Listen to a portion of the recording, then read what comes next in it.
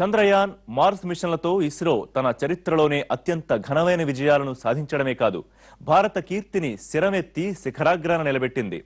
భారతీయుల సత్తా ఏంటో యావత్ ప్రపంచానికి చేతల్లో చూపించింది. ఇండియానా, స్పేస్ టెక్నాలజీలోనా అంటూ నొసలు చిట్లించిన వాళ్ల నోళ్లు మూతపడేలా 2 ప్రయోగాలను విజయవంతం చేసి అందరి దృష్టిని మన వైపుకి తిప్పింది. ఆ విజయాలిచ్చిన స్ఫూర్తితోనే కొత్త ప్రాజెక్టులకు సిద్ధమవుతోంది ఇస్రో.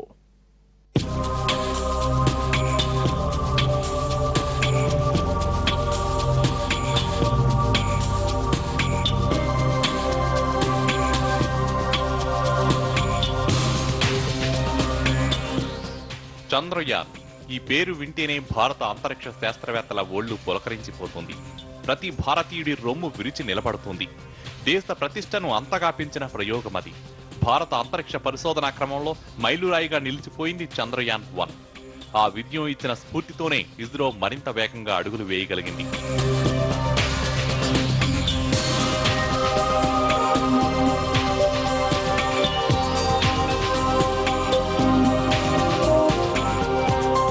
పూర్తిగా దేశీయంగా అభివృద్ధి చేసిన పరిజ్ఞానంతో చంద్రయాన్ 1ను ప్రయోగించి విజయం సాధించారు సైంటిస్టులు.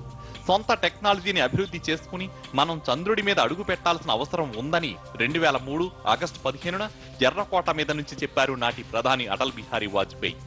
నాడు మొదలైన ప్రయత్నం 2008కి కొలిక్కి వచ్చింది. ఆ ఏడాది అక్టోబర్ 22న శ్రీహరికోటలోని సతీష్ ధావన్ అంతరిక్ష కేంద్రం నుంచి నిప్పులు చిమ్ముతూ భారత ప్రతిష్టను చంద్రుడంత ఎత్తుకు తీసుకెళ్లింది ఇస్రో తురుపు మొక్క అయిన PSLV rocket.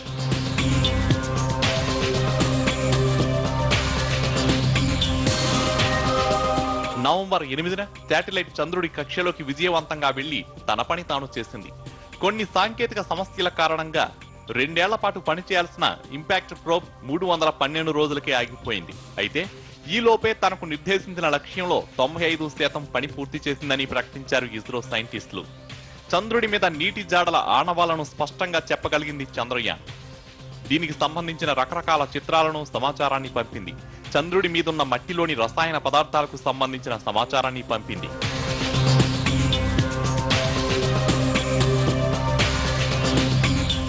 Satellite thermal shielding లో లోపాలు, స్టార్ సెన్సర్ల వైఫల్యం వంటి కారణాలతో ఏడాది తర్వాత చంద్రయాన్ పనిచేయడం మానేసిన ఆ ప్రయోగం భారత శాస్త్రవేత్తల్లో ఆత్మస్థైర్యాన్ని నింపింది. మొదటి ప్రయత్నంలోనే ఆ మాత్రం విజయం సాధించగలిగామంటే ముందు ముందు ఇంకా సాధిస్తామన్న నమ్మకాన్ని కల్పిస్తూ తదుపరి ప్రయోగాలకు పునాది వేసింది. గతంలో తలెత్తిన లోపాలను సరిదిద్దుకుంటూ చంద్రయాన్ 2కు సిద్ధమవుతోంది ఇస్రో.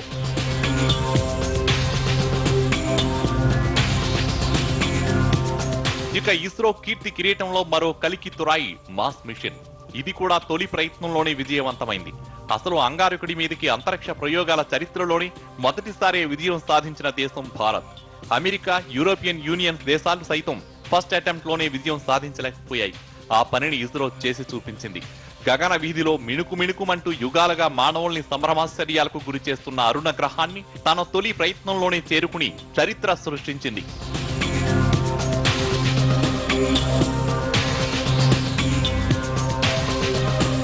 2013 నవంబర్ 5న నిప్పులు చిమ్ముతూ నింగికెగిసిన మామ్ ఈ ఏడాది సెప్టెంబర్ 24న అంగారకుడి కక్షలోకి ప్రవేశించింది. పిఎస్ఎల్వి రాకెట్ తోనే ఈ విజయం కూడా సాధ్యమైంది. అరుణ గ్రహం మీద వాతావరణ పరిస్థితులు, జీవం ఉనికికి సంబంధించిన అంశాలపై అధ్యయనం చేస్తుంది మామ్. ఈ ప్రయోగంతో గగన వీధిలో కాంతులీనింది మామ్ ఒక్కటే కాదు, భారత కీర్తి పతాక కూడా అంతరిక్ష వీధుల్లో రెపరెపలాడింది. కోట్ల కిలోమీటర్ల దూరంలో ఉన్న గ్రహాన్ని అత్యంత చవకగా, అది మొదటి ప్రయత్నంలో చేరుకుని మిషన్ సక్సెస్ చేయడం అంటే మాటలు కాదు. కానీ ఆ అరుదైన ఘనత సాధించింది భారత్.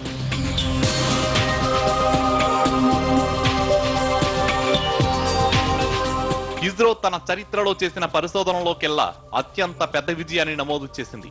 యావత్ ప్రపంచానికి అసాధ్యంగా నిలిచిన ఓ అద్భుత కార్యాన్ని సుసాధ్యం చేసి భారత జాతి గర్వంతో ఉప్పొంగేటట్టు చేయడమే కాదు, ఆ బృహత్ కార్యాన్ని పూర్తి చేసిన 4వ దేశంగా అవతరించి అమెరికా, రష్యా, యూరోపియన్ యూనియన్ల సరసన సగర్వంగా నిలబడింది.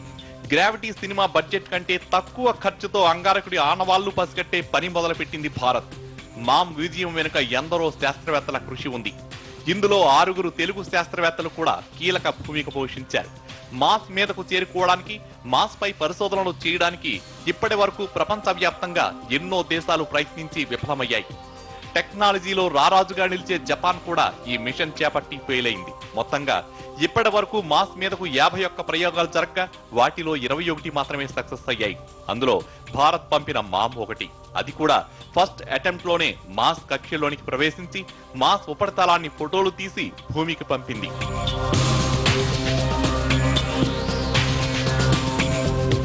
ఇన్నాళ్ళు ఇంటర్నెట్ లో నాసా పంపిన మాస్ ఫోటోల్నే చూసి డౌన్లోడ్ చేసుకునే వాళ్ళం. కానీ ఇప్పుడు మన దేశీయంగా తయారైన ఉపగ్రహం పంపే అత్యంత నాణ్యమైన ఫోటోలు అందుబాటులోకి రానున్నాయి. చంద్రయాన్ ప్రయోగం తర్వాత కేవలం 3 ఏళ్ల స్వల్ప కాల వ్యవధిలోనే మంగళయాన్ సాధ్యాసాధ్యాలను లెక్కలేసుకున్న ఇస్రో శాస్త్రవేత్తలు పూర్తి స్వదేశీ పరిజ్ఞానంతో కేవలం 6 నెలల రికార్డ్ వ్యవధిలోనే మామ్ను సిద్ధం చేశారు. మామ్ ప్రయోగానికి కొద్ది రోజుల ముందే అమెరికా కూడా మాస్ మీదకు మావిన్ అనే పేరుతో శాటిలైట్ ను పంపింది. కానీ మావిన్ ప్రయోగానికి అమెరికా 4,500 కోట్ల రూపాయలు ఖర్చు పెడితే మామ్ను భూమి మీద నుంచి మాస్ కక్షలోకి ప్రవేశపెట్టడానికి అయిన ఖర్చు కేవలం 454 కోట్లు. అది మన సైంటిస్టుల గొప్పతనం. అంటే మావిన్ కోసం అమెరికా పెట్టిన ఖర్చుతో ఇస్రో మరో 9 మామ్లను పంపించగలదు. ఎక్కడి వరకు ఎందుకు, హాలీవుడ్ లో నిర్మించిన గ్రావిటీ సినిమా ఖర్చు కన్నా మన మంగళయాన్ ప్రాజెక్ట్ ఖర్చు తక్కువ.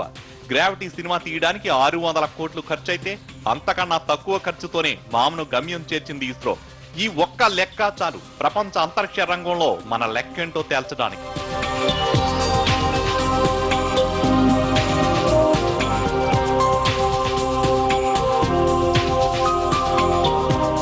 మావిన్ కోసం నాసా ఏడాది కష్టపడితే ఇస్రో 6 నెలల్లోనే మామ్ను రెడీ చేసింది.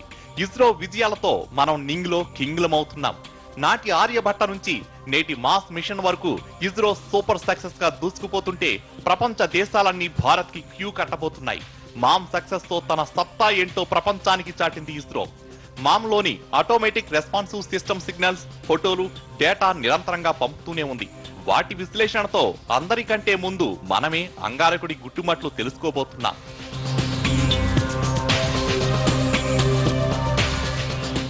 ఫోకస్ లో మరో షార్ట్ బ్రేక్.